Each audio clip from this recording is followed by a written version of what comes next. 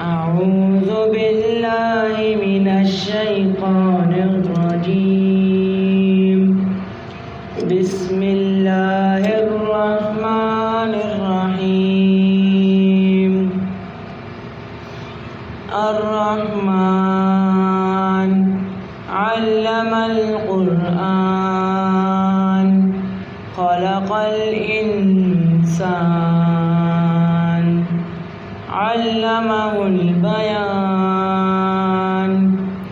الشمس والقمر بحسبان والنجم والشجر يسجدان والسماء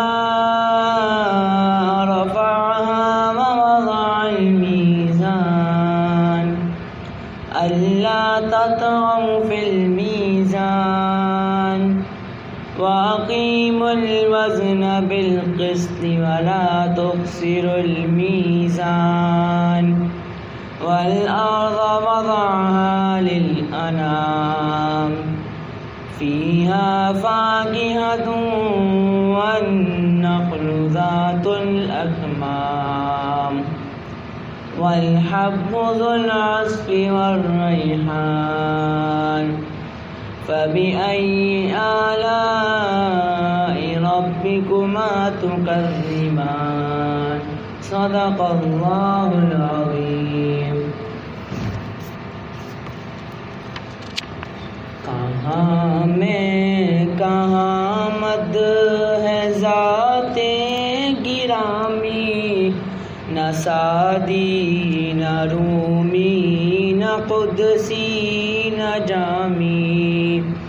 کہاں میں کہاں مد ہے ذات گرامی، نہ سعدی نہ رومی نہ قدسی نہ جامی. پسینے پسینے ہوا جا رہا ہوں، کہاں یہ زباں اور کہاں نام نامی.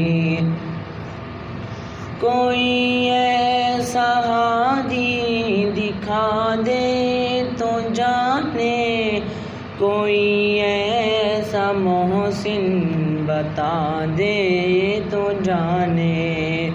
کوئی ایسا ہادی دکھا دے تو جانے، کوئی ایسا محسن بتا دے تو جانے. کبھی دوستوں پر نظر احتسابی، کبھی دشمنوں سے بشیری کلامی. کبھی دوستوں پر نظر احتسابی، کبھی دشمنوں سے بشیری کلامی. اطاعت پہ اصرار بھی ہر قدم پر، شفاعت کا اقرار بھی ہر زبان ہر نظر میں. اطاعت بے اصرار بھی ہر قدم پر، شفاعت کا اقرار بھی ہر نظر میں.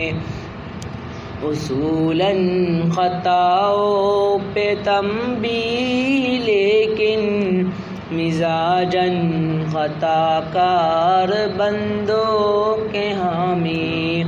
اصولاً خطاؤں پہ تنبیہ لیکن مزاجاً خطا کار بندوں کے حامی. یہ آنسو جو آنکھوں سے میری رواں ہے، عطائے شہنشاہ کون و مکان ہے. یہ آنسو جو آنکھوں سے میری رواں ہے، عطائے شہنشاہ کون و مکان ہے.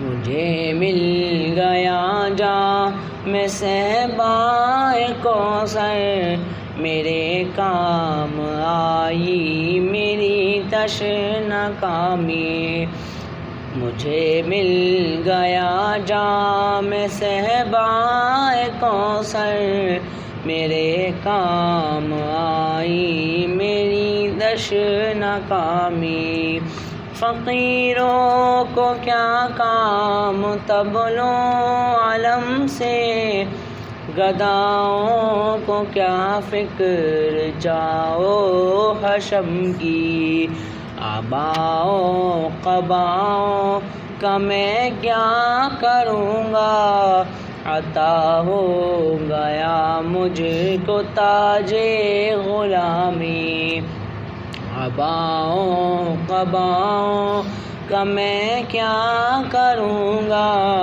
عطا ہو گیا مجھ کو تاج غلامی، کہاں میں کہاں مد ہے ذات گرامی، نہ سعدی نہ رومی نہ قدسی نہ جامی، پسینے پسینے ہوا جا رہا ہوں، کہاں یہ زباں اور کہاں نام نامی۔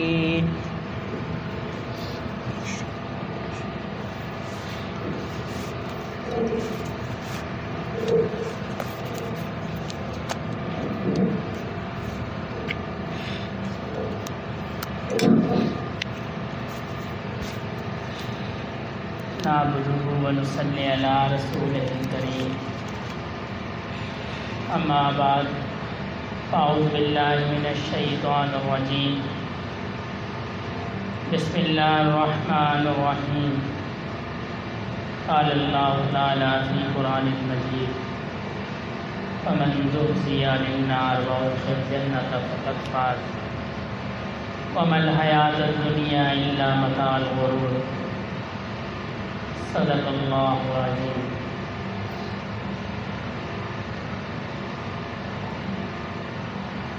اللہ رب العزت کا شکر اور احسان ہے کہ اس نے ہمیں اپنے حبیب صلی اللہ علیہ وسلم کی امت میں پیدا فرمایا اور بحالت ایمان پیدا فرمایا۔ ہم ان خوش نصیب ترین لوگوں میں سے ہے، صرف خوش نصیب نہیں، خوش نصیب ترین لوگوں میں سے ہیں جن کو اللہ رب العزت نے نبی کریم صلی اللہ علیہ وسلم کی امت میں بحالت ایمان پیدا فرمایا۔ آج بھی دنیا میں لاکھوں کروڑوں انسان ہیں کہ جن کو اللہ نے ایمان کی نعمت نہیں دی اور وہ حالت کفر میں ہے۔ میں اکثر شہر میں رہا کرتا تھا، یہاں کراچی میں، تو فلیٹ تھا میرا، میں فلیٹ کی بالکونی سے اکثر دیکھا کرتا تھا کہ نیچے وہ خانہ بدوش ہوتے ہیں نا، یہ نیچے پل کے نیچے انہوں نے اپنے اپنے بستر بچھائے ہوتے تھے اور وہاں پہ وہ رہ رہے ہوتے تھے، نہ ان کے پاس اسباب دنیا تھے اور نہ دین، یعنی اس دنیا میں بھی کوئی آسائشیں نہیں ہیں اور یہاں سے جانے کے بعد بھی کوئی آسائش نہیں ہے، اللہ نے ان کو ایمان کی نعمت نہیں دی۔ میں اور آپ تو بہت خوش نصیب ہیں کہ اللہ رب العزت نے ہمیں ایمان کی نعمت دی۔ اس دنیا میں جتنے بھی دکھ تکلیف آئیں گے وہ زندگی کی حد تک ہیں، بس وہ زندگی کی حد تک ہیں۔ جب انسان کی زندگی ختم ہو جائے گی، اس کے دکھ اور تکلیف اور مشکلات سب ختم ہو جائیں گے، اور آخرت کی جو اتنی بڑی زندگی ہے، اس زندگی کا معاملہ جو ہے وہ انسان کے ایمان کے ساتھ، سب سے پہلی چیز ایمان ہے۔ یا ایھا الذین آمنوا، پھر وعملوا الصالحات کا ذکر ہے۔ سب سے پہلی جو شرط ہے، سب سے پہلی کامیابی کی جو شرط ہے وہ ایمان ہے۔ جس کو اللہ رب العزت نے ایمان کی نعمت نہیں دی وہ ناکام ہو گیا، اور اس ایمان کی نعمت کا تعلق انسان کی عقل سے نہیں ہے، نہ عقل سے ہے، نہ سمجھ سے ہے، نہ علم سے ہے۔ اس ایمان کی نعمت کا تعلق اللہ رب العزت کی عطا سے ہے۔ اللہ رب العزت نے جس کو چاہا ایمان کی نعمت دی، جس کو نہیں چاہا نہیں، جتنی مرضی عقل ہو۔ شیخ عبداللہ اندلسی رحمۃ اللہ علیہ ایک بڑے مشہور بزرگ گزرے ہیں۔ آپ عالم اور فقیہ بھی تھے، اور صوفی بھی تھے۔ اندلس کے اندر حضرت کے بارے میں آتا ہے کہ 800 سے زیادہ حضرت کے حلقہ ذکر اور مدارس تھے، 800 سے زیادہ۔ ایک دفعہ حضرت اپنی جماعت کے ساتھ کہیں سے گزر رہے تھے تو نصرانیوں کی بستی پہ ان کی نظر پڑی اور اس بستی کو دیکھا تو ان کے دل میں کدورت آئی۔ اپنے ساتھ جو علماء اور صلحاء کا جو مجمع تھا ان سے کہنے لگے تم چلے جاؤ، میں یہیں ٹھہروں گا۔ اور ایک لڑکی پہ ان کی نظر پڑ گئی، نصرانی لڑکی ہے، کہنے لگے تم چلے جاؤ، میں یہیں ٹھہروں گا۔ اب جو ساتھ مجمع تھا علماء اور صلحاء کا اور مریدین کا اور شاگردوں کا، انہوں نے عرض کی کہ حضرت اتنی خانقاہیں آپ اس طرح کا کام کریں گے تو؟ فرمایا نہیں تم جاؤ۔ چلے گئے، اس لڑکی کے باپ کے پاس گئے، اس سے کہنے لگے میرا اس سے نکاح کر دو۔ وہ کہنے لگا کہ 1 سال تک خنزیر کو چراؤ، پھر میں تمہارا اس سے نکاح کروں۔ خنزیروں کو چرانا شروع کر دیا۔ آپ کے عقیدت مندوں میں حضرت شبلی رحمۃ اللہ علیہ بھی تھے۔ 6 مہینے کے بعد جب وہ ان کے پاس ان سے ملنے کے لیے گئے تو دیکھا کہ لنگی باندھی ہوئی ہے اور ہاتھ میں عصا ہے اور اس سے خنزیروں کو چرا رہا ہے۔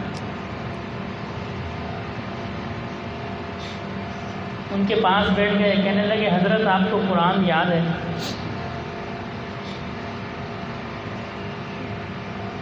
وہ کہنے لگے نہیں، میں قرآن بھول گیا، مجھے صرف ایک آیت یاد ہے کہ جس کو اللہ ذلت دے اس کو کوئی عزت نہیں دے سکتا۔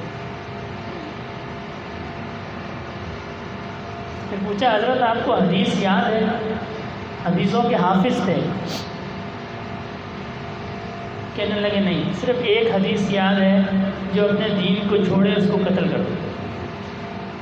اللہ نے یاد بھی کیا رکھوایا، جو اپنے دین کو چھوڑے اس کو قتل کر دو۔ تو مولانا شبلی جو ہے یہ رونے لگ گئے، روتے رہے۔ حضرت عبداللہ اندلسی بھی پھر رونے لگے، وہ بھی روتے رہے اور آسمان کی طرف منہ اٹھایا اور عرض کی اللہ مجھے آپ سے یہ گمان نہیں تھا، مجھے آپ سے یہ امید نہیں تھی۔ پھر جب شام ہوئی تو حضرت شبلی چل دیے۔ ایک جگہ دیکھا ایک نہر سے حضرت عبداللہ اندلسی نہاتے اور غسل فرمایا، پانی ٹپک رہا ہے اور نہر سے باہر نکل رہے ہیں اور اپنے وہی پرانی جبہ اور دستار کے اندر۔ عرض کی کہ حضرت یہ کیا معاملہ ہے؟ فرمایا جب میں اس نصارہ کی بستی سے گزرا تو میرے دل میں یہ خیال آیا کہ دیکھو کیسے بیوقوف لوگ ہیں، اللہ نے ایمان کی نعمت نبی کریم صلی اللہ علیہ وسلم کی صورت میں دین کو مکمل کر دیا، اور یہ اتنے بیوقوف لوگ ہیں کہ ان کی اپنی کتابوں کے اندر بھی لکھا ہے کہ نبی کریم صلی اللہ علیہ وسلم اللہ کے آخری نبی ہیں، اور پھر بھی ان پہ ایمان نہیں لاتے۔ فرمایا جب میرے دل میں یہ خیال پیدا ہوا تو آواز آئی کہ تم نے ایمان جو ہے وہ اپنی عقل کی وجہ سے نہیں ملا، تمہاری سمجھ کی وجہ سے نہیں ملا، یہ ہماری توفیق کی وجہ سے تم کو ایمان ملا ہے۔ اور میرے دل سے نور جو ہے ایک پرندے کی شکل میں دل سے نکل کے اڑ گیا۔ پھر میری وہ حالت ہو گئی جو تم لوگوں نے دیکھی۔ تو آج ہم جو مسلمان ہیں، اللہ نے ہمیں ایمان کی نعمت دی ہے، یہ نہ ہمارے علم کی وجہ سے ہے، نہ ہماری عقل کی وجہ سے ہے، نہ ہماری سمجھ کی وجہ سے ہے، یہ محض اللہ رب العزت کا فضل ہے ہم پر۔ اور یہ معمولی نعمت نہیں ہے، یہ اتنی بڑی نعمت ہے۔ روایات کے اندر آتا ہے کہ قیامت کے دن ایک شخص کا نامہ اعمال میں جو برائیوں کا پلڑا ہوگا وہ نیچے ہو جائے گا، اور جس کا برائیوں کا پلڑا جو ہے وہ جھک گیا، وہ پھنس گیا، تو بڑا پریشان ہوگا کہ اب تو برائیوں کا پلڑا نیچے چلا گیا، کیا کروں؟ اتنے میں فرشتہ آئے گا ایک، اور ایک کاغذ کو اس کے نیکیوں کے پلڑے پر رکھ دے گا، اس سے وہ نیکیوں کا پلڑا جو ہے وہ نیچے ہو جائے گا، برائیوں کا پلڑا اوپر ہو جائے گا۔ بڑا حیران ہوگا ایسی کون سی نیکی ہے؟ تو اس کاغذ کو اٹھائے گا، اس پر لکھا ہوگا لا الہ الا اللہ محمد رسول اللہ۔ آج ہم اس کو معمولی سمجھ لیتے ہیں. یہ ایمان کی اتنی بڑی نعمت ہے. ہمارے پاس 1 تولہ سونا ہو، 2 تولہ سونا ہو، دیکھو کیسی حفاظت کرتے ہیں کہ نہیں کرتے؟ اس کو چھپا کے رکھتے ہیں، حفاظت میں رکھتے ہیں، ایسا نہ ہو کوئی چور اچکا اس کو ہم سے چھین کے لے جائے. اور یہ ایمان کی اتنی بڑی نعمت ہے، ہم نے اس کی حفاظت کا کوئی بندوبست نہیں کیا. ہمیں اس کی کوئی فکر ہی نہیں ہے. بس جو ماں باپ نے ہمیں کلمہ پڑھا دیا، جتنا قرآن پڑھا دیا، بس وہ ہم نے پڑھ لیا. اس کے بعد نہ ہم نے اس کی فکر کی کہ اللہ نے ہمیں مسلمان بنایا ہے، اس کے کیا تقاضے ہیں. اللہ نے ہمیں یہ نعمت بغیر مانگے دی، اس کے کیا تقاضے ہیں. قیامت کے دن جب ہم نبی کریم صلی اللہ علیہ وسلم کا سامنا کریں گے، ہم ان سے عرض کریں گے یا رسول اللہ ہم آپ کے امتی ہیں، کس منہ سے ہم ان کا سامنا کریں گے. اگر اللہ رب العزت صرف اس نعمت کے بارے میں فرماتے ہم نے تمہیں ایمان کی نعمت دی، تم نے اس کی قدر کیوں نہیں کی.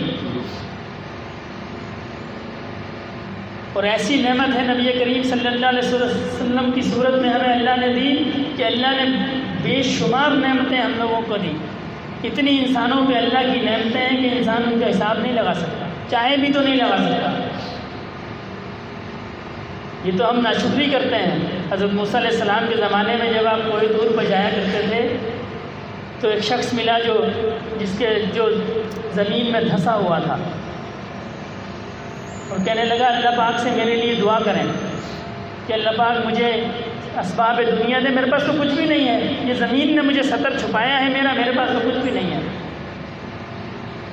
اور تھوڑا آگے تشریف لے گئے، ایک اور شخص ملا جس کے پاس بڑا مال و دولت تھا. کہنے لگا حضرت میرے پاس اتنا مال و دولت ہے، یہ دعا کریں اللہ رب العزت سے عرض کریں کہ میرے مال و دولت میں کمی ہو جائے، اتنا مال و دولت ہے میرے پاس. حضرت موسیٰ علیہ السلام کوہ طور پہ گئے اور اپنے دونوں ساتھیوں کے سوال اللہ رب العزت کی بارگاہ میں عرض کیے.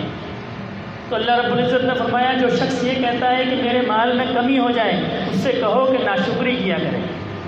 کیا کیا کرے؟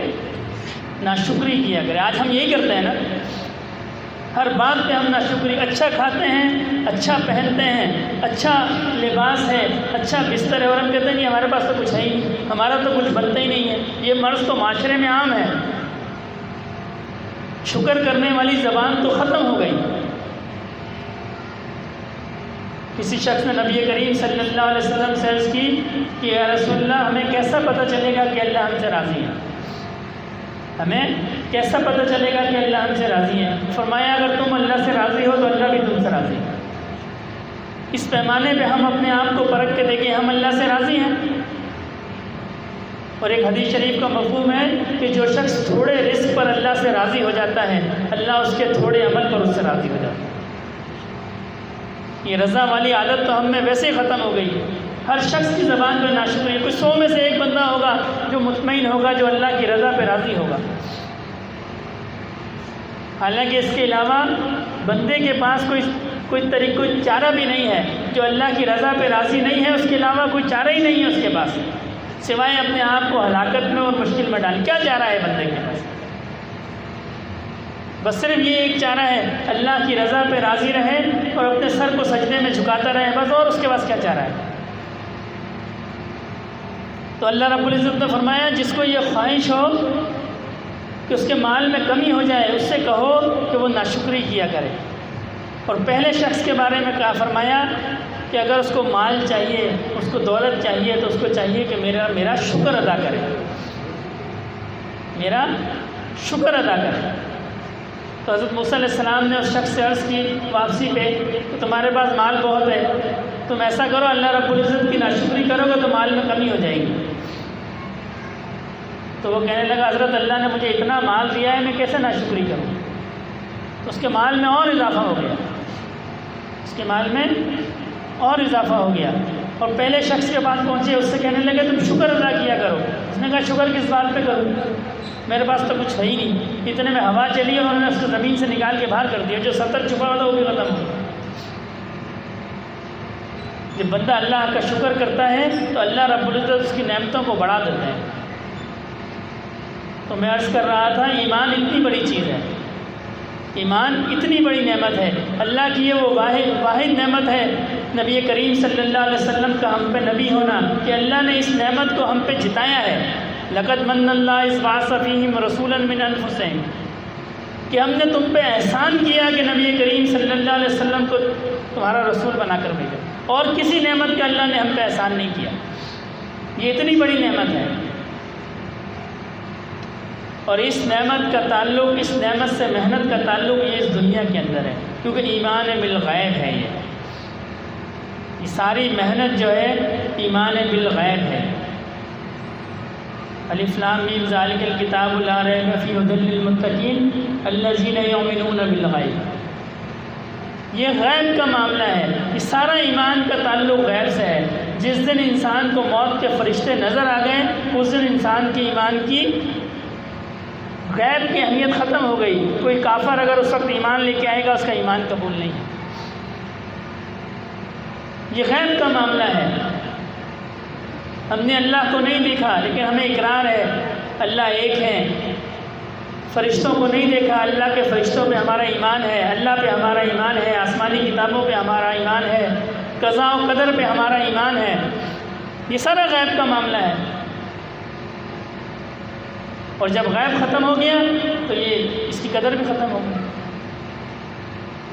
اور یہ سارا معاملہ اس دنیا تک ہے۔ جب انسان یہاں سے چلا جائے گا، پھر تو وہ اللہ رب العزت کو اپنے سامنے دیکھے گا نا۔ اجر کے میدان میں اللہ پاک میزان لگائیں گے، ترازو۔ جتنی محنت کرنی ہے، جتنی اس نعمت کی قدر کرنی ہے، وہ اس دنیا کے اندر کرنی ہے۔ یہ دنیا دارالعمل اللہ نے بنائی ہے، یہ دنیا دارالعمل ہے، وہ دارالجزا ہے۔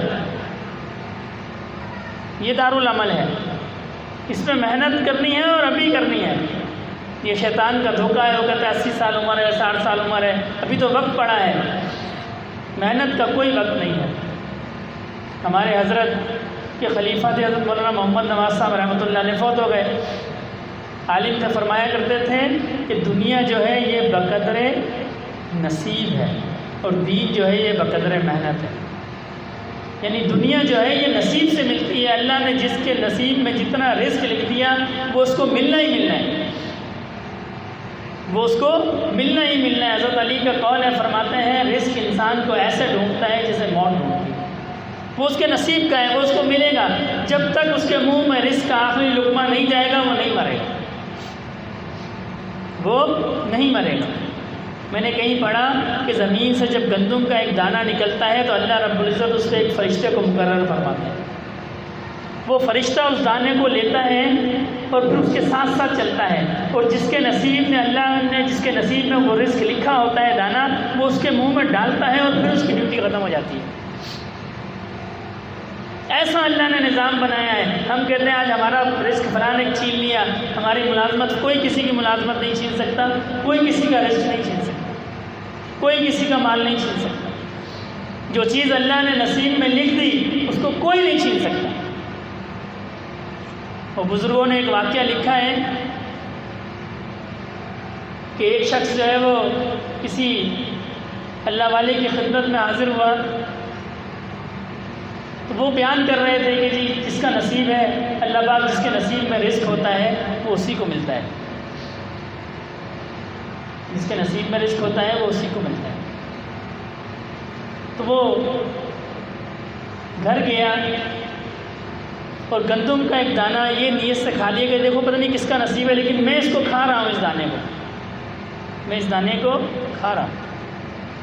اور جب دانہ کھانے لگا تو اس کے گلے میں پھنس گیا۔ اب گلے میں پھنس گیا تو پانی نہیں پیا، وہ نکلا نہیں۔ ایک ڈاکٹر کے پاس، دوسرے ڈاکٹر کے پاس، تیسرے ڈاکٹر کے پاس، ایک دو دن میں وہ عاجز آ گیا۔ تو پھر اس نے کی توبہ کہ اللہ مجھ سے، میرے الفاظ غلط تھے، مجھ سے غلطی ہو گئی، اللہ معاف کر دیں۔ جا رہا تھا، ٹھوکر لگی، تو اس ٹھوکر لگنے کی وجہ سے اس کے حلق سے وہ منہ کھلا تو حلق سے دانہ نکلا، اور سامنے ایک مرغا تھا، وہ سیدھا گرا اور مرغے نے اس کو اٹھایا اور اپنے نگل لیا۔ اللہ کی شان ہے، یہ اس مرغ کا نصیب تھا۔ تو اللہ نے جو چیز جس کے نصیب میں لکھی ہے اس کو کوئی نہیں چھین سکتا۔ دنیا کی فکر کرنے کی ضرورت نہیں ہے، ہمیں فکر کرنے کی ضرورت ہے آخرت کی۔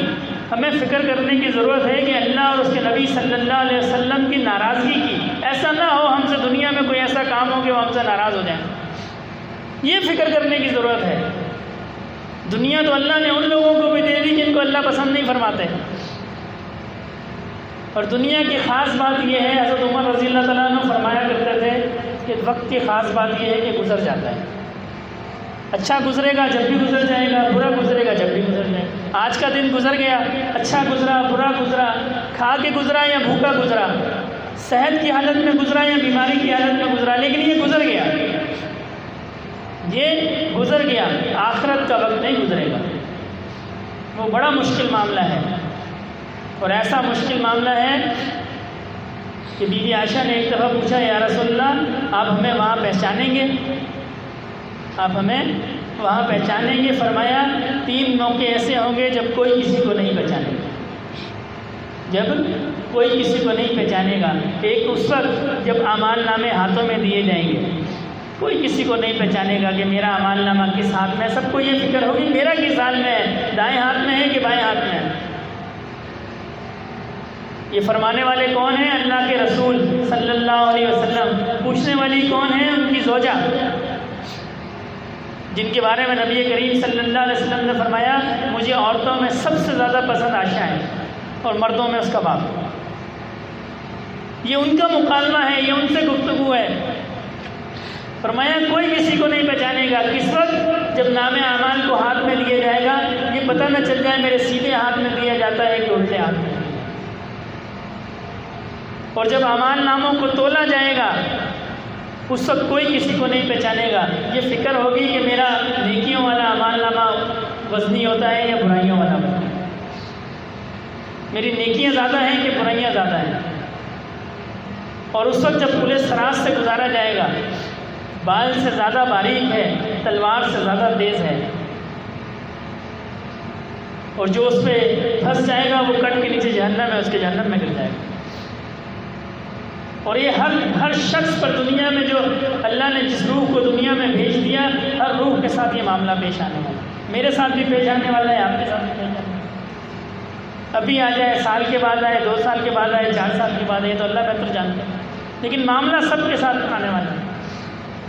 اور انسان کو اللہ نے ایسی عقل دی ہے کہ ہم اپنی کیریئر پلاننگ کرتے ہیں، جی 60 سال بعد ریٹائرڈ ہو جائیں گے، اتنے پیسے مل جائیں گے، بچے بڑے ہو جائیں گے، فلاں کو فلاں جگہ لگوا دوں گا، فلاں کو فلاں جگہ لگوا دوں گا.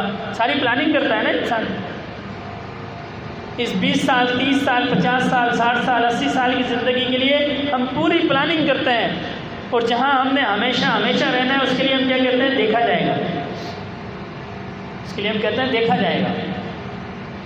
ہارون رشید جو ہے، یہ ایک بادشاہ گزرا ہے.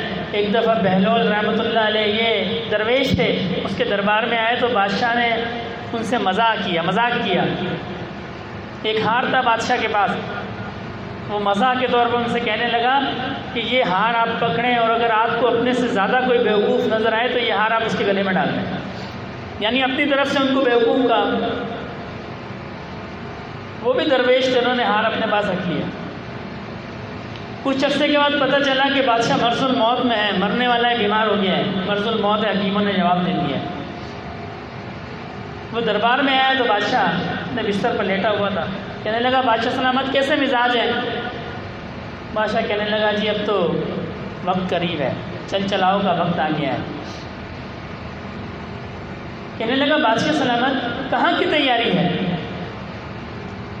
بادشاہ کہنے لگا جی اب تو وقت آخرت ہے، موت کی تیاری ہے، آخرت کی تیاری ہے، اب تو اللہ کے پاس چلے جانا ہے. وہ کہنے لگا بادشاہ سلامت جب آپ کسی سفر پہ جاتے تھے دنیا کے اندر، تو آپ کا یہ معمول تھا کہ آپ ایک وفد کو، ایک قاصد کو بھیجتے تھے کہ وہ پہلے جا کے وہاں پہ سارے حالات دیکھ لیتا تھا کہ جی بادشاہ کی ضرورتوں کا یہاں سارا سامان موجود ہے کہ نہیں ہے. ایسا نہ ہو بادشاہ سلامت کو یہاں کوئی پریشانی ہو. سارے انتظامات دیکھ کے وہ آپ کو اطلاع کرتا تھا کہ آپ کے شایان شان یہاں پہ سارے انتظام ہو گئے، تو اب آپ جس جگہ پہ اب آپ جا رہے ہیں وہاں پہ سارے انتظام آپ نے چیک کروا لیے. بادشاہ نے کہا ایسا تو وہاں ممکن ہی نہیں ہے. کہنے لگا اچھا بادشاہ سلامت جب آپ کسی جگہ جاتے تھے تو پہلے شاہی دستہ جاتا تھا اور ساتھ میں باورچی اور سارے انتظامات جاتے تھے، تو وہاں آپ کے ساتھ بھی کوئی سارا یہ لوگ جا رہے ہیں؟ اس نے کہا نہیں جی وہاں تو ہر بندہ اکیلا جاتا ہے، وہاں کوئی کسی کے ساتھ نہیں جاتا.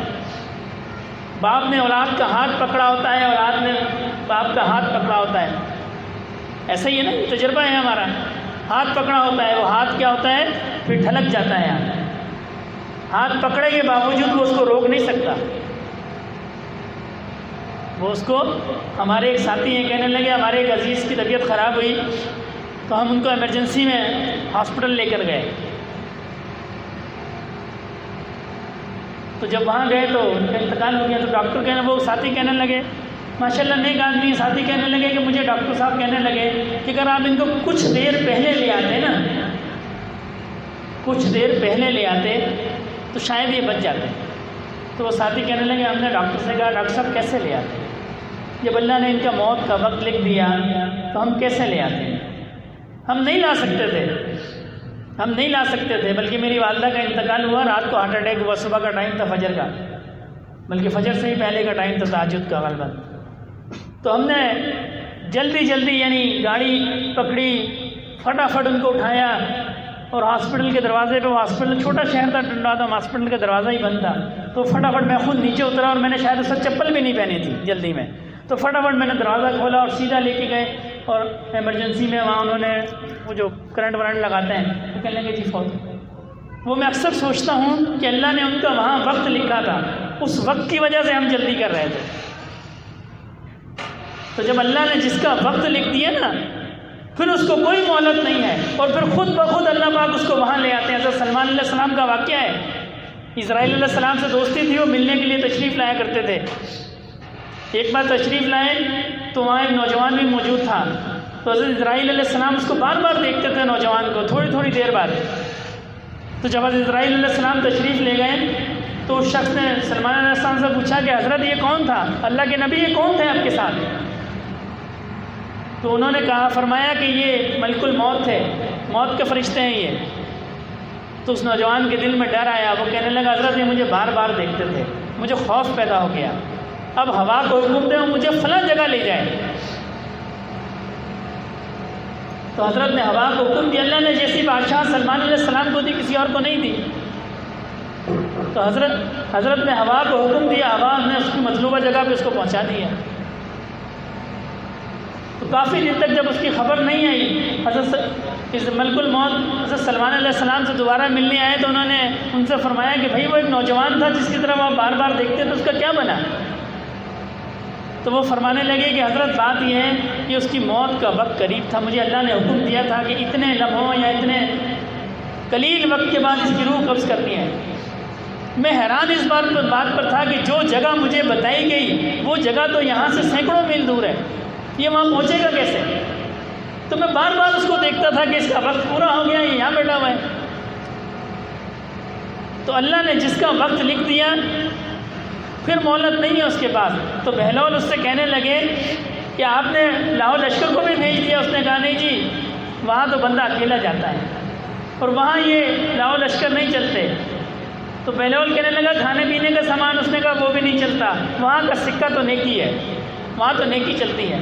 کہا پھر بادشاہ سلامت آپ نے تو بہت ساری نیکیاں اکٹھی کی ہوں گی، وہاں رہنا کتنا ہے؟ بادشاہ نے کہا جی وہاں ہمیشہ رہنا ہے۔ پھر کہنے لگا آپ نے تو بہت ساری نیکیاں اکٹھی کی ہوں گی کہ جہاں ہمیشہ رہنا ہے۔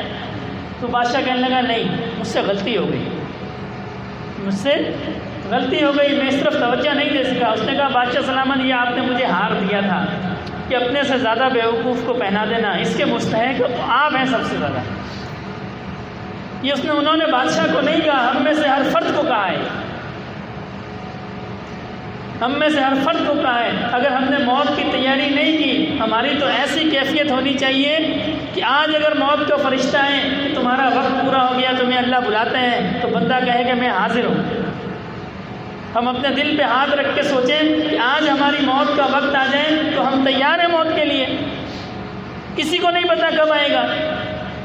ایسے دوستوں کو دیکھا ہے رات کو سوتے ہیں صبح اٹھتے نہیں ہیں، تو ایسی تیاری ہے ہماری کہ موت کا فرشتہ آ کے کہے چلو تمہارا وقت ختم ہو گیا، ہم کہیں ٹھیک ہے، ہم اللہ کی رضا پہ راضی ہیں، ہم نے اللہ کو راضی کیا ہوا ہے، ہم نے اپنی زندگی میں اللہ کو راضی کیے،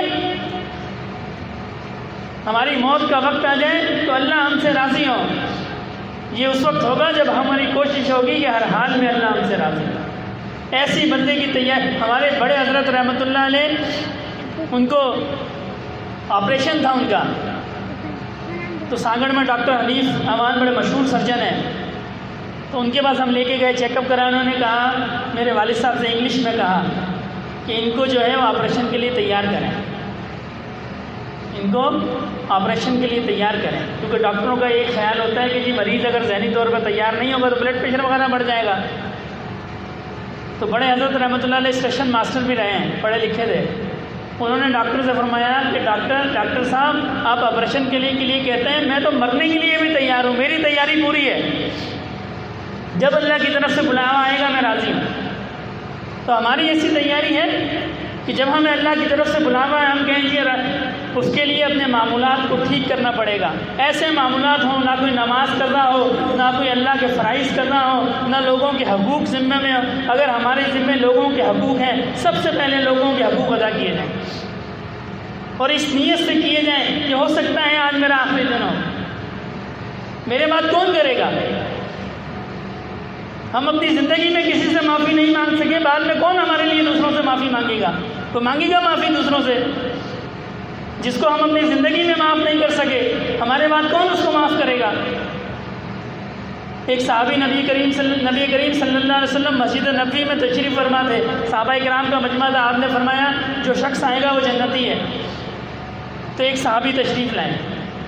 پھر دوسرے دن نبی کریم صلی اللہ علیہ وسلم نے فرمایا اب جو شخص آئے گا وہ جنتی ہے. پھر وہی صحابی تشریف لائے. تیسرے دن پھر فرمایا کہ آج جو شخص آئے گا وہ جنتی ہے. تیسرے دن پھر وہی صحابی تشریف لائے. غالباً حضرت عبداللہ بن عمر یا حضرت عبداللہ بن عباس کے دل میں آیا کہ میں دیکھوں کہ ان کا کون سا ایسا خاص عمل ہے کہ نبی کریم صلی اللہ علیہ وسلم نے 3 دن جنت کی بشارت دی اور تینوں دن یہی صحابی تشریف لائے.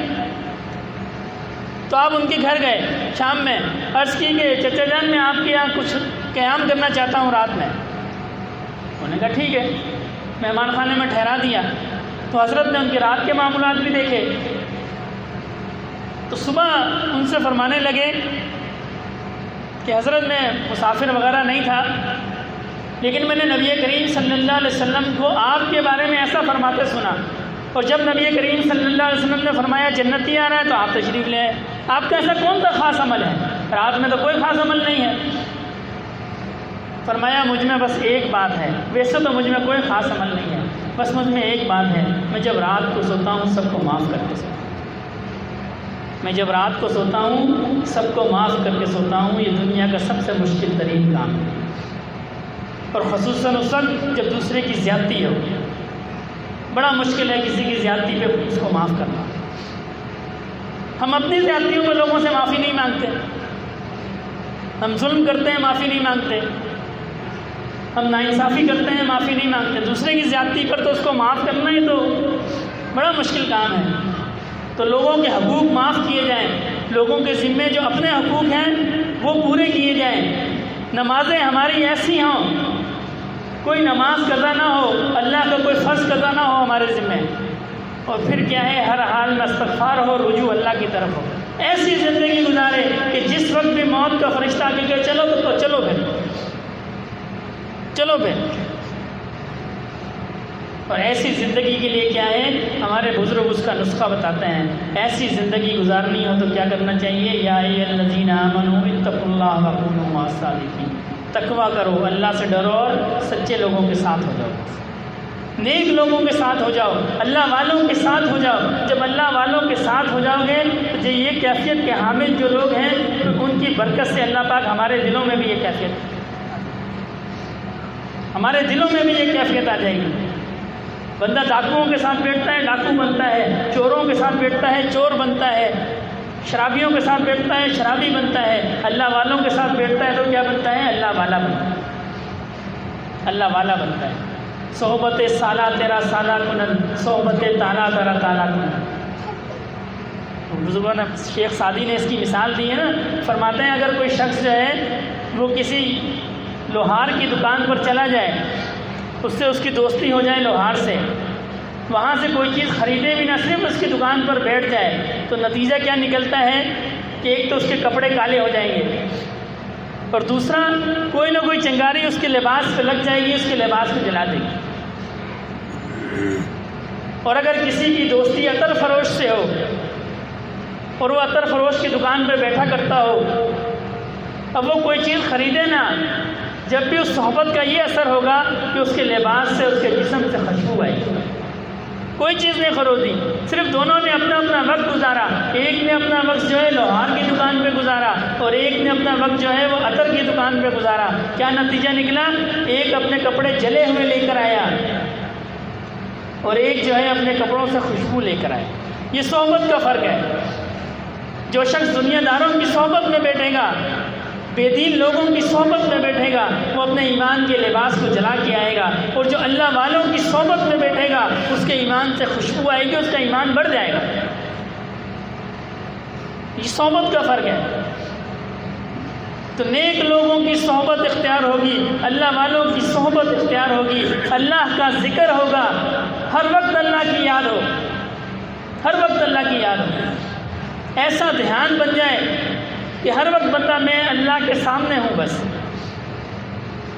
میں اللہ کے سامنے ہوں، اللہ مجھے دیکھ رہے ہیں۔ جب یہ کیفیت بن جائے گی پھر اس کے معاملات ٹھیک ہوں گے، ایسے نہیں ہوں گے۔ ایسے بڑا مشکل ہے، آنکھ کو ٹھیک کرنا، آنکھوں کو ٹھیک کرے گا ہاتھ خراب ہو جائیں گے، ہاتھوں کو ٹھیک کرے گا پاؤں خراب ہو جائیں گے۔ طبیعت پہ جبر کرنا پڑے گا۔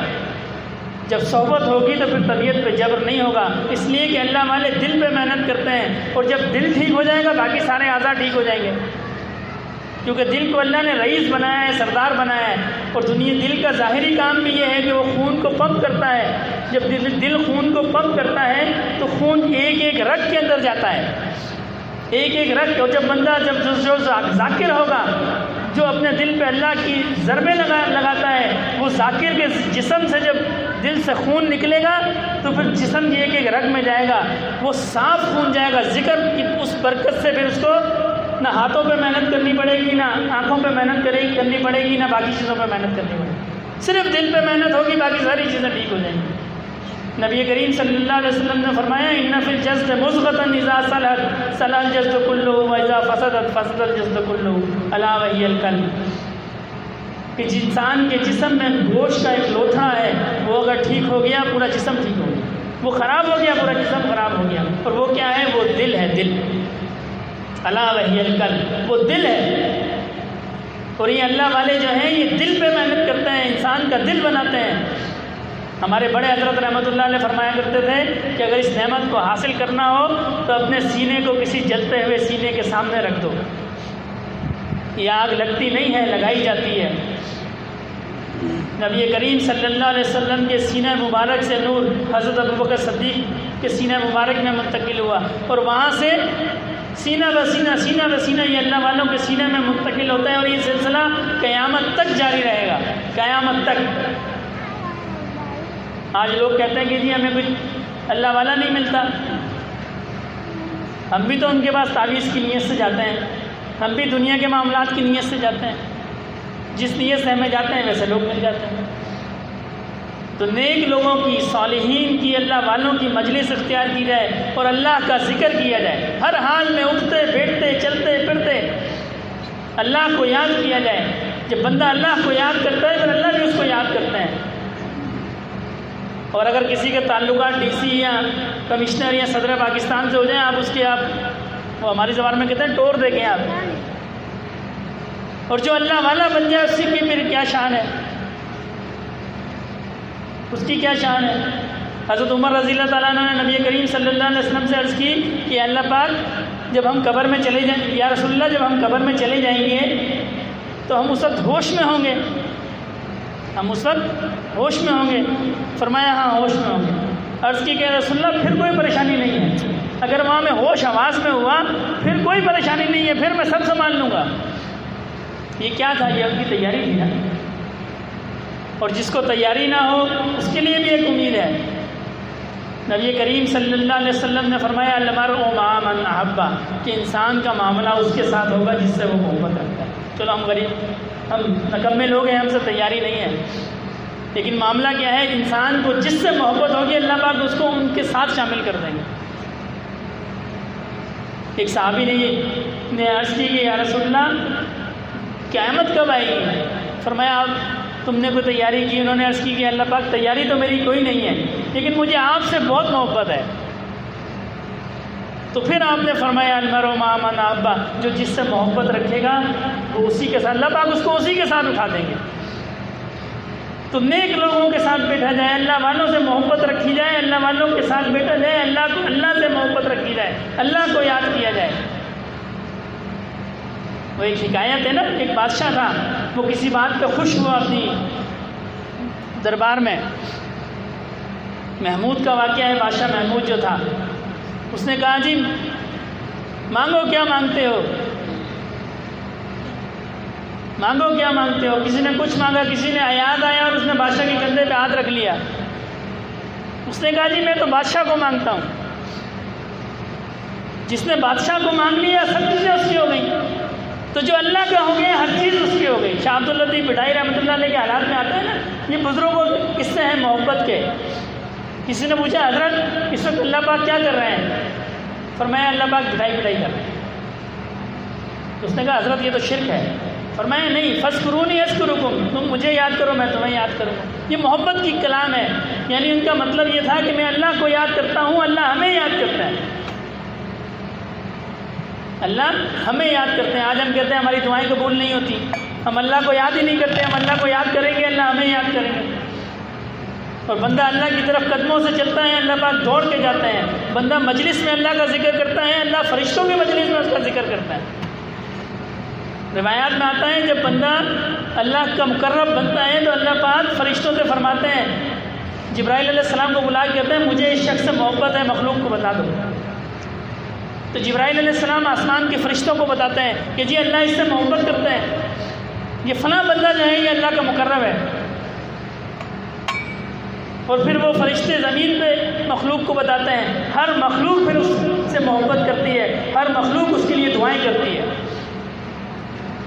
یہ اللہ نے انسان کو کوئی عام نہیں بنایا، اشرف المخلوقات بنایا۔ یہ تو ہم نے اللہ سے اپنے رابطے کو توڑ لیا، ہم نے کبھی اللہ کو یاد ہی نہیں کیا۔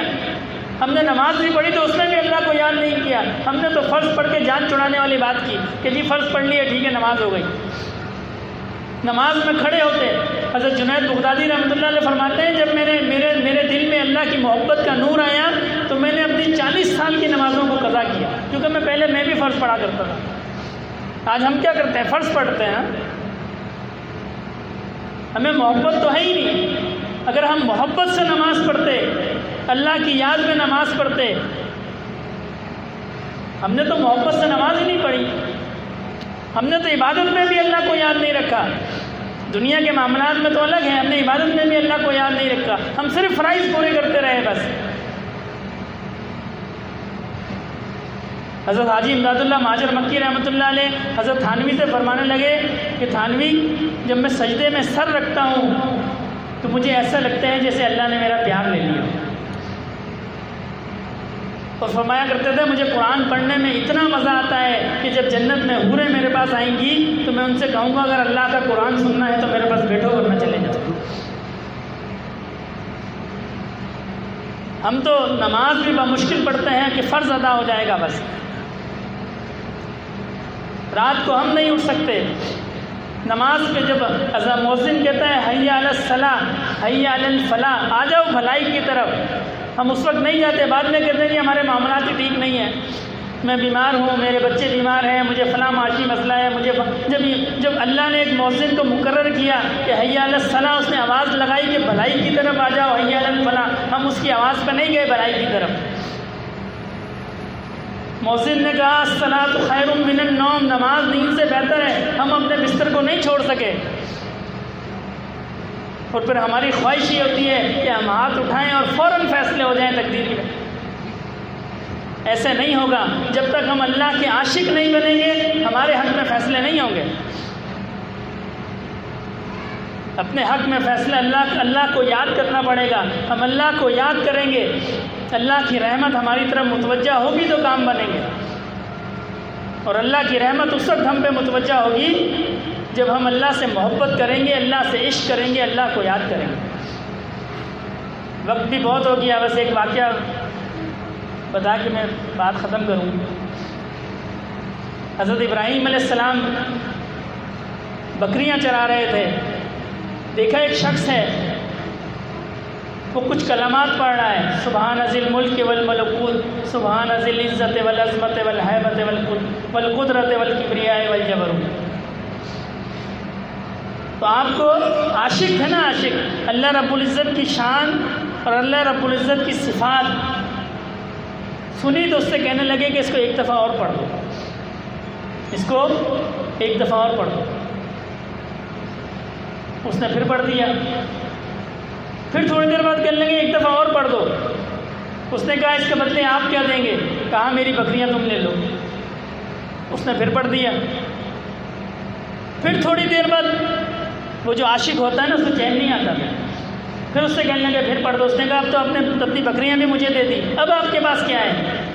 تو اس سے کہنے لگے ان بکریوں کو چلانے کے لیے تمہیں چراوے کی ضرورت پڑے گی، ایک بندے کی ضرورت پڑے گی جو ان بکریوں کو چرایا کرے، تم ایک دفعہ پڑھ دو میں تمہاری بکریوں کو چرایا کروں گا۔ اس نے پھر پڑھ دیا، پھر وہ کہنے لگا کہ میں اللہ کا بھیجا ہوا فرشتہ ہوں، مجھے اللہ رب العزت نے بھیجا تھا کہ جاؤ ابراہیم کے پاس، اس کے سامنے میرا نام لو، دیکھو وہ میرے نام کی کیا قیمت لگاتا ہے، کیا قیمت لگائی۔ اپنے آپ کو بیچ دیا، اپنے آپ کو بیچ دیا۔ اور ہم اللہ کے نام پہ کسی کو کھانا نہیں کھلا سکتے، کسی کو پانی نہیں پلا سکتے، کسی کی دکھ تکلیف کو دور نہیں کر سکتے، کسی رستے سے کانٹا نہیں ہٹا سکتے، کسی سے خوش اخلاقی سے بات نہیں کر سکتے۔ پھر ہم چاہتے ہیں مقام ہمارا اللہ کی ہم سے محبت ایسی ہے جیسے ابراہیم خلیل اللہ سے تھی، اس کے لیے قربانی ہے، اس کے لیے قربانی ہے۔ انہوں نے اپنی ذات کو اللہ کے نام پہ بیچ دیا، پھر اللہ نے ان کو اپنا خلیل بنا لیا۔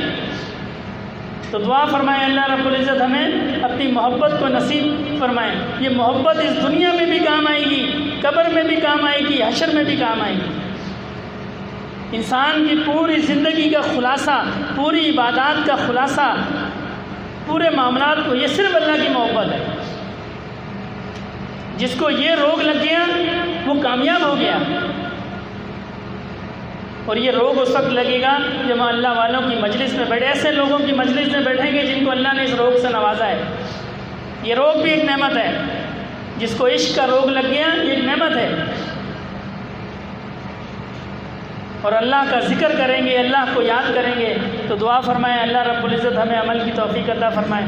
تمام ساتھی 3 دفعہ استغفار، 10 دفعہ درود شریف، 10 دفعہ تیسرا کلمہ، 11 دفعہ سورہ اخلاص اور 1 دفعہ سورہ فاتحہ۔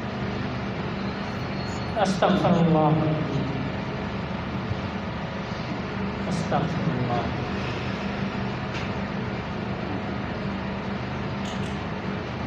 سبحان اللہ والحمد للہ ولا الہ الا اللہ۔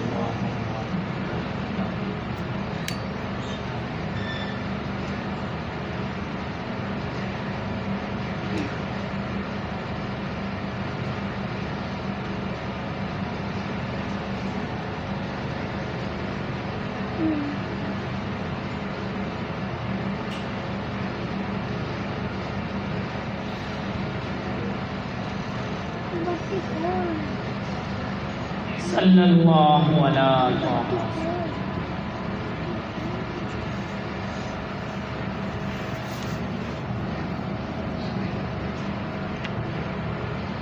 قل هو اللہ احد اللہ الصمد لم یلد ولم یولد۔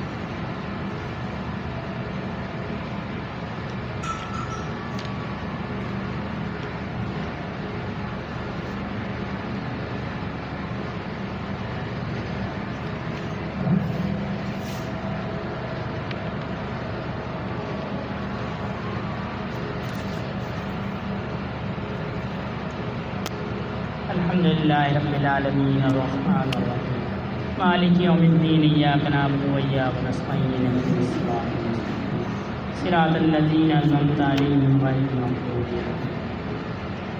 الحمدللہ رب العالمین والصلاة والسلام علی سید المرسلین۔ یا اللہ پاک جو پڑھا گیا اس کا ثواب نبی کریم صلی اللہ علیہ وسلم کی بارگاہ عالیہ میں پیش فرمائیے۔ آپ کے طفیل جملہ صحابہ اکرام، سلسلہ عالیہ نقشبندیہ کے جملہ شیوخ و الزام، خصوصاً میرے دادا رحمۃ اللہ علیہ کے نام اعمال میں داخل فرمائیے۔ یا اللہ پاک اس کا ثواب جملہ مسلمان مردوں اور عورتوں، زندہ اور مردہ، سب کے نام اعمال میں داخل فرمائیے۔ اللہم صلی علی سیدنا مولانا محمد صلاة تنجينا بها من جميع الأحوال والآفات وتقضي لنا بها جميع الحاجات وتطهرنا بها من جميع السيئات وترفعنا بها عندك أعلى الدرجات وتبلغنا بها أقصى الغايات من جميع الخيرات في الحياة وبعد الممات إنك على كل شيء قدير. سبحان ربك رب العزة عما يصفون وسلام على المرسلين والحمد لله رب العالمين. آمين.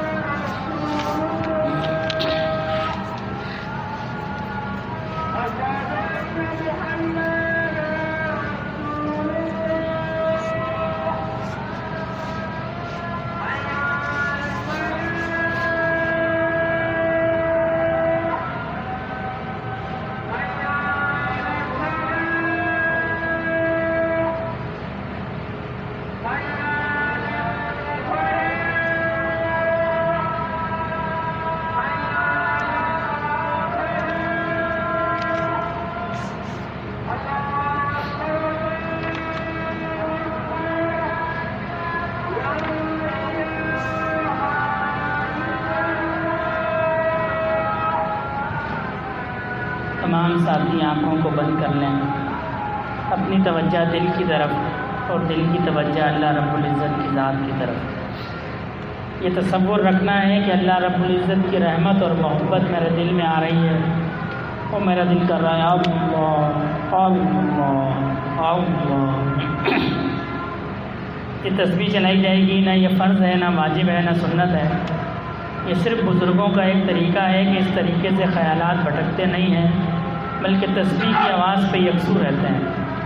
تو تسبیح کی آواز پہ یہ تصور رکھنا ہے کہ یہ تسبیح کی ٹک ٹک نہیں ہے، بلکہ میرے دل کی دھڑکن ہے اور یہ کر رہی ہے اللہ اللہ اللہ. اگر خیالات زیادہ تنگ کریں تو آنکھوں کو، اپنی زبان کو تالو کے ساتھ لگا کر سانس کو روک لیں، اور جتنی دیر روک سکتے ہوں جتنی برداشت ہو. اس کے بعد سانس کو آہستہ آہستہ جو ہے وہ ناک سے خارج کریں.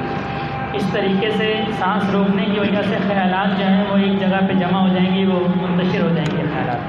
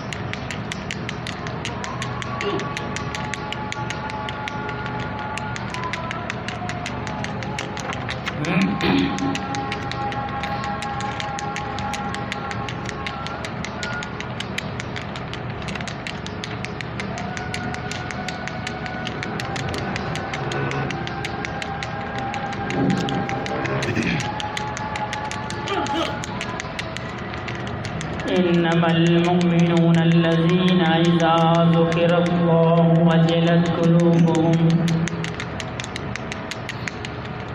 وإذا تليت عليهم آياته زادتهم إيمانا وعلى ربهم يتوكلون الذين يقيمون الصلاة ومما رزقناهم ينفقون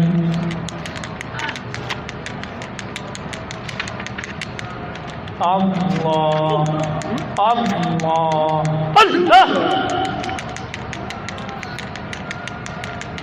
ذکر گو تا تیرا جانست پاکی دل سے ذکر رحمان است، مومنا ذکر خدا بسیار ہو، مومنا ذکر خدا بسیار ہو، تابع آبی درد و عالم آبرو،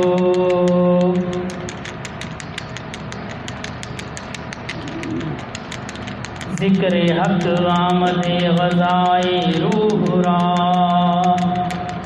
ذکر حق مرہم دل مجروح را،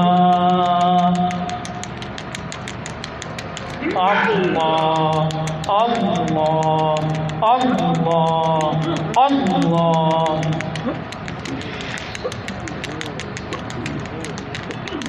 نہ دنیا سے نہ دولت سے نہ گھر آباد کرنے سے، نہ دنیا سے نہ دولت سے نہ گھر آباد کرنے سے،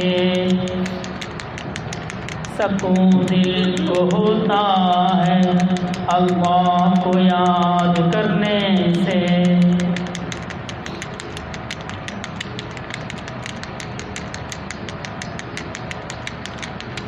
اللہ اللہ اللہ۔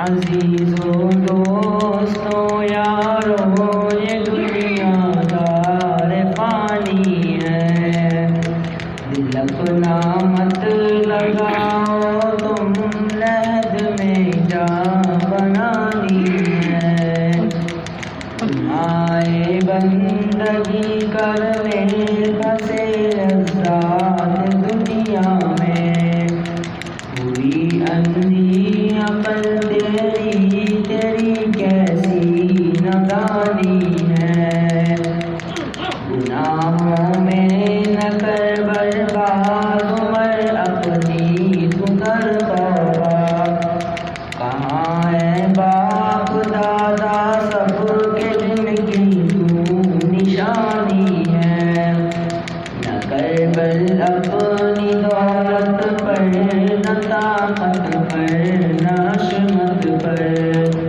کہ دنیا کی ہر ایک چیز تجھ کو چھوڑ جانی ہے، نیکی پر نمازیں پڑھ خدا کو یاد کر ہر دم، کہ آخر میں تیری نیکی تیرے کام آنی ہے، نہ ہو شیطان کے تابع نہ بے فرمان رب کا ہو، نبی کے در کا خادم بن مراد اچھی جو پانی ہے، شریعت کی غلامی کر گناہوں سے تو بچ یارا، بری حالت ہو ظالم چور کی جو مرد زانی ہے، تو روزی کھا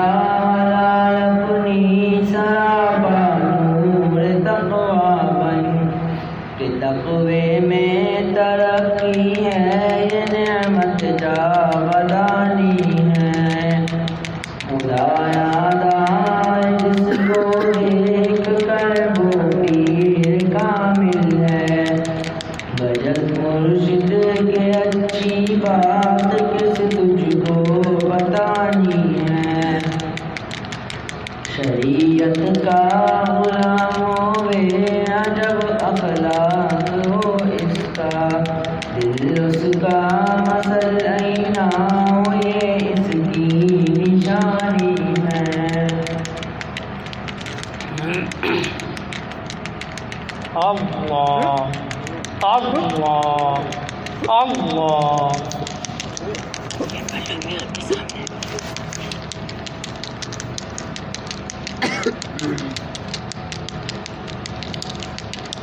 میں آپ کے سامنے میں آپ کے سامنے جھک رہا ہوں خدا میرا کوئی نہیں اللہ آپ کے سوا میں آپ کے سامنے میں آپ کے سامنے میں آپ کے سامنے جھک رہا ہوں خدا میرا کوئی نہیں آپ کے سوا میں آپ کے سامنے میں گناہگار ہوں میں خطا کار ہوں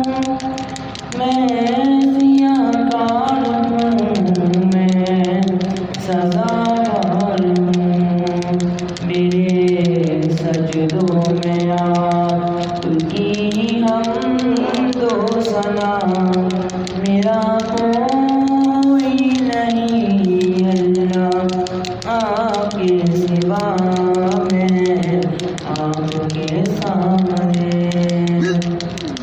میری توبہ توبہ اے میرے الہ مجھ گناہگار کو نہ دینا سزا میری آہوں کو سن لے حاجت روا میرا کوئی نہیں اللہ آپ کے سوا میں آپ کے سامنے میں آپ کے سامنے میں آپ کے سامنے جھک رہا ہوں خدا میرا کوئی نہیں اللہ آپ کے سوا میں آپ کے سامنے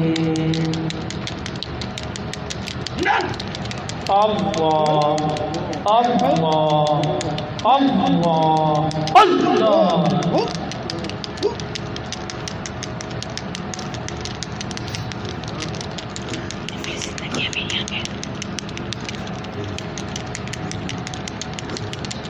مفلس زندگی اب نہ سمجھے کوئی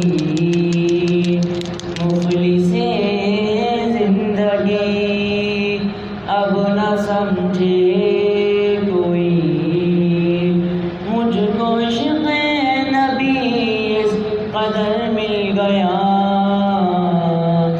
جگمگائے نہ کیوں میرا سے کروں جگمگائے نہ کیوں میرا سے کروں ایک پتھر کو آئی نظر مل گیا جن کی احمد سے تقدیر انسان کھلے ان کی جانب ہی دروازۂ جان کھلے جن کی احمد سے تقدیر انسان کھلے ان کی جانب ہی دروازۂ جان کھلے جان عمر رواں لے کے جاتی کہاں جان عمر رواں لے کے جاتی کہاں خیر سے مجھ کو خیر البشر مل گیا ان کا دیوانہ ہوں ان کا مجذوب ہوں کیا یہ کم ہے کہ میں ان سے منسوب ہوں ان کا دیوانہ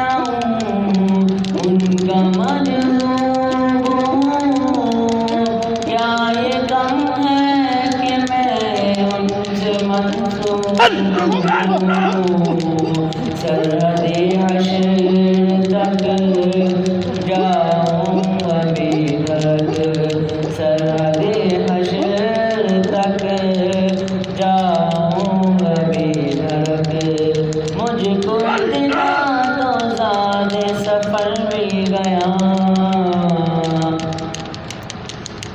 ذہن بے رنگ تھا سانس بے روح تھی، روح پر معصیت کی کڑی دھوم تھی، ذہن بے رنگ تھا سانس بے روح تھی، روح پر معصیت کی کڑی دھوم تھی، ان کے چشم غنی رونق جا بنی، ان کے چشم غنی رونق جا بنی، چھاؤں جس کی گھنی وہ شجر مل گیا، جب سے مجھ پر ہوا مصطفیٰ کا کرم، بن گیا دل مظفر چراغ حرم، جب سے مجھ پر ہوا مصطفیٰ کا کرم، بن گیا دل مظفر چراغ حرم، زندگی میں رہی تھی بھٹکتی ہوئی، زندگی پھر رہی تھی بھٹکتی ہوئی، میری خانہ بدوشی کو گھر مل گیا، مفلس زندگی اب نہ سمجھے کوئی، مجھ کو عشق نبی قدر مل گیا، جگمگائے نہ کیوں میرا سے دروں، ایک پتھر کو آئینہ نظر مل گیا، اللہ اللہ اللہ اللہ،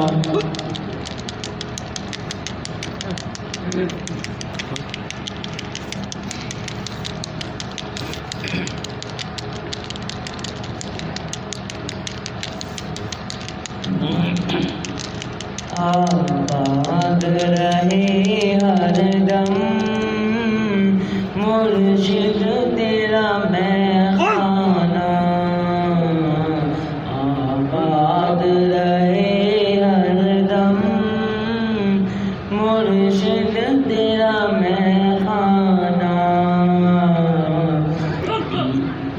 پیتا رہوں نظروں سے پیمان پہ پیمانہ، آباد رہے ہر دم مرشد تیرا میخانہ، محفل کی یہ رنگینی ہے دم سے فقط ان کے،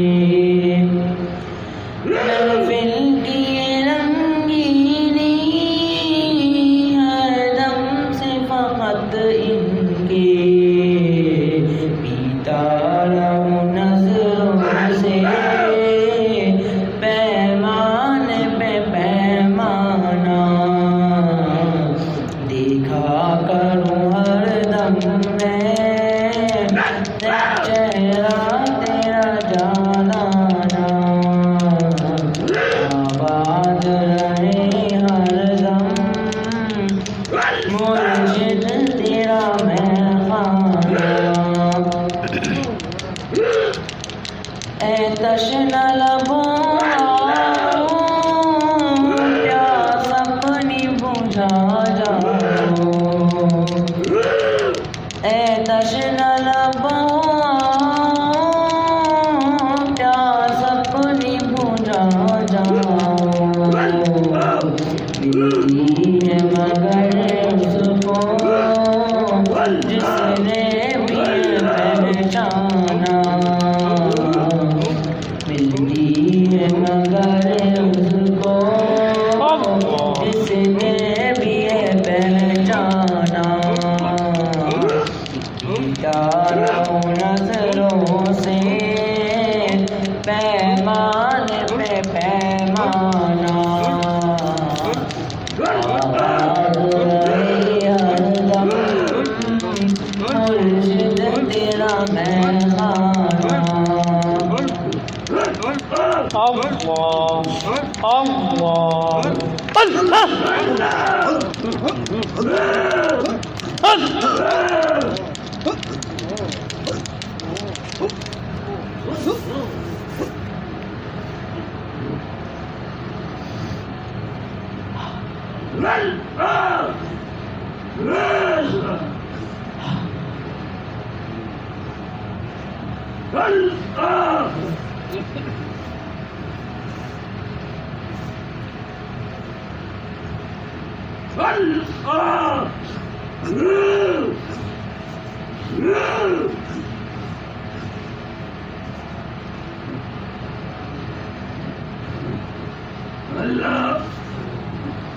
دعائے خیر۔ الحمدللہ رب العالمین الرحمن الرحیم مالک یوم الدین، ایاک نعبد و ایاک نستعین، اہدنا الصراط المستقیم صراط الذین انعمت علیہم غیر المغضوب علیہم ولا الضالین۔ ربنا ظلمنا انفسنا وان لم تغفر لنا وترحمنا لنكونن من الخاسرین۔ ربنا لا تؤاخذنا إن نسينا واخطأنا، ربنا ولا تحمل علينا إصرا كما حملته على الذين من قبلنا، ربنا ولا تحملنا ما لا طاقة لنا به واعف عنا واغفر لنا وارحمنا أنت مولانا فانصرنا على القوم الكافرين۔ ربنا لا تزغ قلوبنا بعد إذ هديتنا وهب لنا من لدنك رحمة إنك أنت الوهاب۔ ربنا هب لنا من أزواجنا وذرياتنا قرة أعين واجعلنا للمتقين إماما۔ اللهم حاسبني حسابا يسيرا، اللهم حاسبني حسابا يسيرا، اللهم حاسبني حسابا يسيرا۔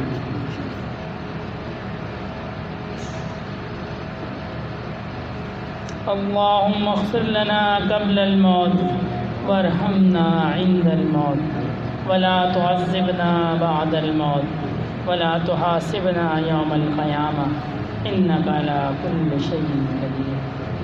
اللهم صل على سيدنا ومولانا محمد صلاة تنجينا بها من جميع الأحوال والآفات وتقضي لنا بها جميع الحاجات وتطهرنا بها من جميع السيئات وترفعنا بها عندك أعلى الدرجات وتبلغنا بها أقصى الغايات من جميع الخيرات في الحياة وبعد الممات إنك على كل شيء قدير۔ سبحان ربك رب العزة عما يصفون وسلام على المرسلين والحمد لله رب العالمين آمين برحمتك يا رب۔